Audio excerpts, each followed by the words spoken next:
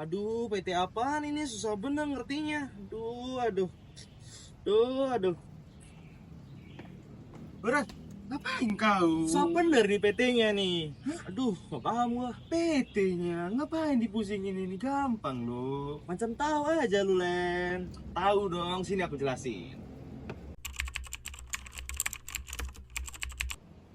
Nih, jadi PT ataupun juga bisa dibilang perseroan terbatas adalah salah satu bentuk badan hukum atau entitas hukum yang diakui oleh negara yang memiliki hak dan kewajibannya sendiri nih.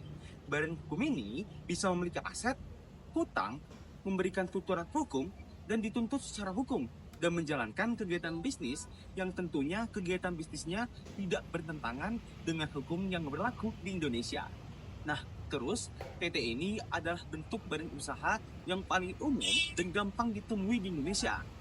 Terus, karena PT ini bentuknya adalah badan hukum yang berdiri sendiri, jadi PT ini sejatinya terpisah dari pemiliknya. Maksudnya dari terpisah, jadi pemilik dari PT tidak bertanggung jawab secara pribadi atas keseluruhan utang dan juga seluruh kewajiban perusahaan. Lalu, PT ini sebenarnya terbagi menjadi dua jenis nih. Jadi, yang pertama itu ada PT yang terbuka, dan yang kedua ada PT yang tertutup. Nah, bedanya apa? Jadi gini nih, PT terbuka adalah PT yang sahamnya diperdagangkan secara bebas di bursa efek. Sementara PT tertutup adalah PT yang sahamnya tidak diperdagangkan secara bebas di bursa efek. Jadi, PT yang tertutup ini sifatnya benar-benar tertutup, yang sahamnya hanya bisa dipegang oleh orang-orang tertentu. Kemudian, ada juga nih keuntungan dari mendirikan badan usaha yang berbentuk PT. Jadi keuntungannya itu adalah, yang pertama, itu adalah adanya perlindungan terbatas bagi para pemilik perusahaan. Karena tanggung jawab perusahaan hanya terbatas pada jumlah saham yang mereka punya. Jadi, para pemilik tidak bertanggung jawab secara pribadi atas keseluruhan utang dan kewajiban dari perusahaan. PT ini juga lebih mudah untuk mendapatkan kredit dari bank ataupun lembaga keuangan lainnya, dikarenakan bentuk dari PT adalah usaha yang prestis sehingga terpercaya oleh lembaga keuangan tentunya. Dan yang terakhir, keuntungan dari mendirikan PT adalah adanya struktur organisasi yang jelas, sehingga keberjalanannya lebih terjamin dari badan usaha lain yang tidak memiliki struktur organisasi yang jelas. Terus, tata cara pendirian PT ini dilakukan melalui beberapa tahap, yakni yang pertama harus membuat adanya akta pendirian yang berisi perjanjian resmi antar para pendiri PT dan juga harus disahkan oleh notaris nantinya. Lalu, setelah akta pendirian ini disahkan oleh notaris, selanjutnya PT harus didaftarkan ke Kementerian Hukum dan HAM. Setelah itu, PT harus memiliki NPWP untuk keperluan perpajakan. Kemudian, setelah membuat NPWP, maka harus dibuatlah anggaran dasar yang berisi aturan-aturan dasar PT yang nantinya dijadikan pedoman oleh seluruh anggota perusahaan perseroan terbatas. Kemudian, adanya pendirian PT haruslah diumumkan di berita negara untuk mengumumkan keberadaan PT kepada publik. Naran, nih, tadi aku udah jelasin kan, apa itu pengertian PT, jenis-jenis PT, keuntungan mendirikan PT, sampai dengan nih, cara mendirikan PT. Kok udah paham belum? Udah paham, Len. Mantap banget lu, Len. Aman aja, yang penting orang ngerti kan? Udah ngerti. Aman aja. Makasih ya, Len. Aman. Nah, setelah mengetahui apa itu PT, kalian tahu nggak sih, PT itu tidak mungkin dapat bertindak sendiri karena ia tidak memiliki kehendak untuk menjalankan dirinya sendiri. Oleh karena itu, perlu orang-orang yang punya kehendak untuk menjalankan PT. Orang-orang ini disebut dalam Undang-Undang PT dengan istilah organ perseroan.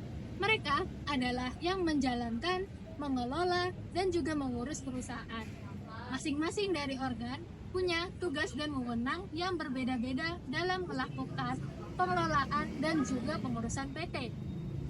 Ketiga organ tersebut adalah rapat umum pemegang saham, direksi, dan juga komisaris.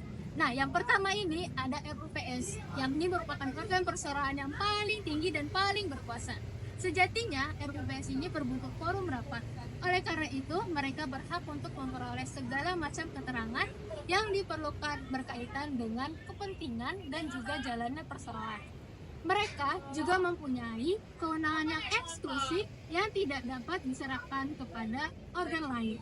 Wewenang tersebut seperti rencana perubahan anggaran dasar, laporan keuangan yang disampaikan oleh direksi, sampai pengangkatan dan juga pemberhentian anggota direksi dan komisaris.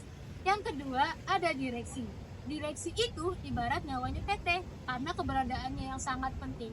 Direksi merupakan badan pengurus perseroan yang penting sekali karena direksi itu berhak dan berwenang untuk menjalankan perusahaan, bertindak untuk dan atas nama perseroan baik di dalam maupun di luar pengadilan, dan juga dia bertanggung jawab penuh atas pengurusan dan jalannya perseroan untuk kepentingan dan tujuan perseroan.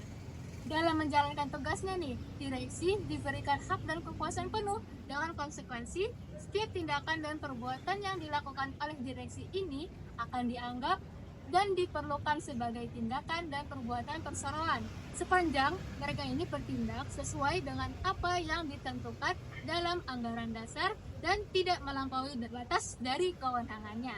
Yang terakhir, ada komisaris. Komisaris ini adalah organ perseroan yang bertugas melakukan pengawasan secara umum dan atau khusus serta memberikan nasihat kepada direksi dalam menjalankan perseroan.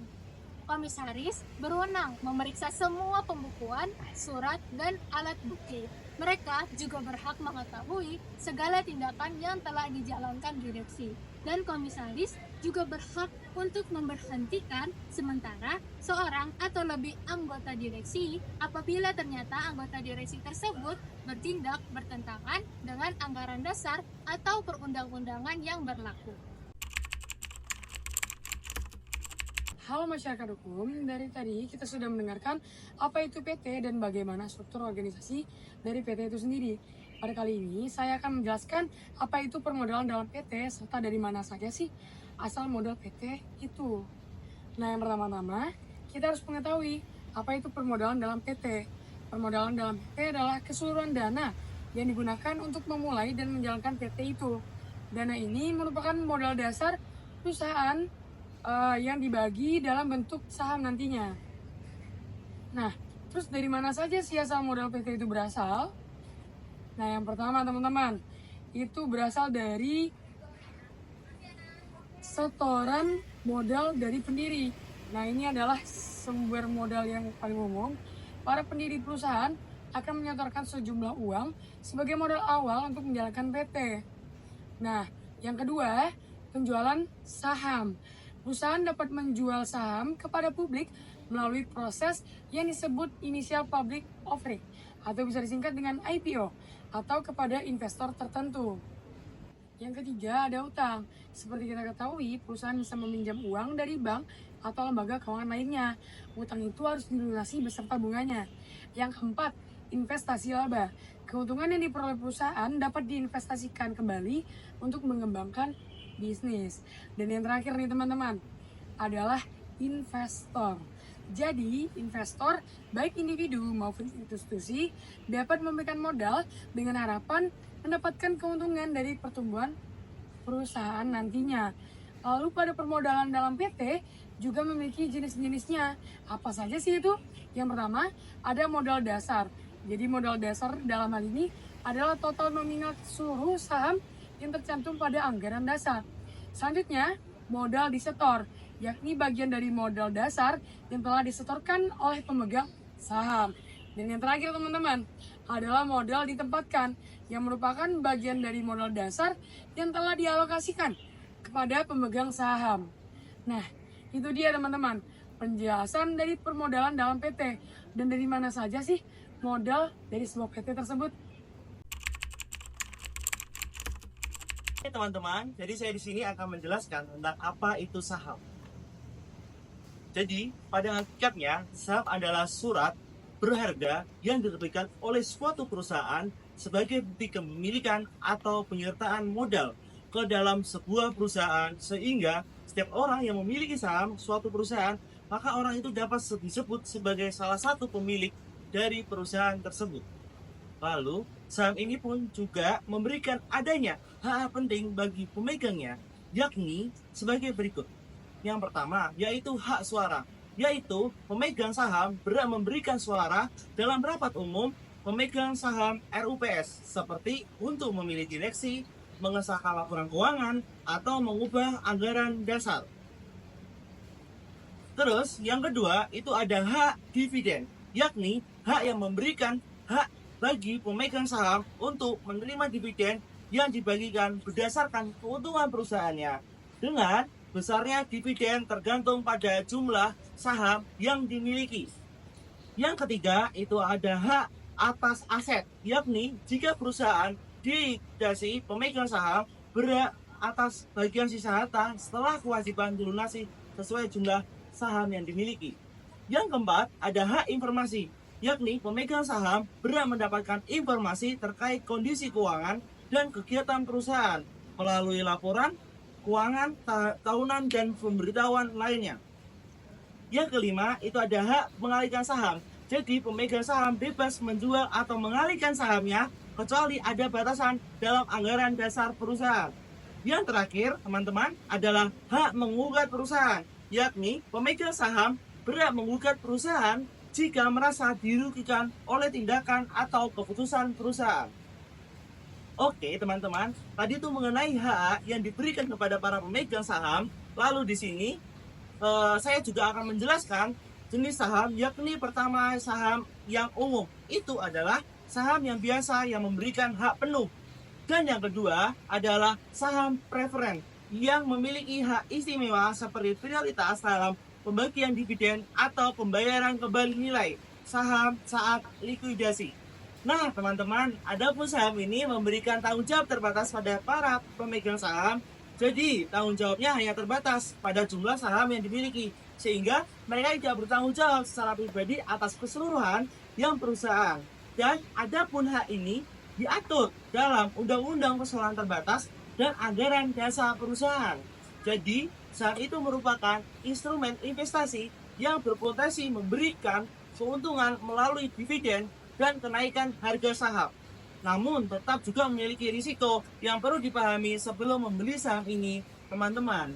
Oke teman-teman, sekian dari saya menjelaskan tentang apa itu saham di dalam perseorangan terbatas. Baiklah teman-teman, sekianlah adanya penjelasan kami mengenai adanya pengertian dari PT, Struktur organisasi PT, permodalan dalam PT, dan dari mana saja modal itu berasal. Serta saham dalam PT.